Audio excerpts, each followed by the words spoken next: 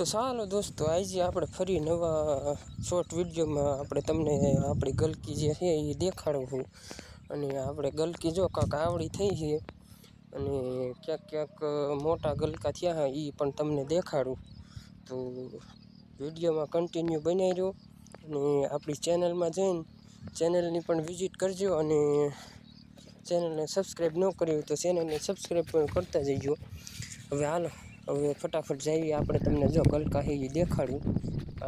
આવડા થયા છે, એટલા ગલકા છે અને એ ઉતારી એ પણ તમને દેખાડીશ.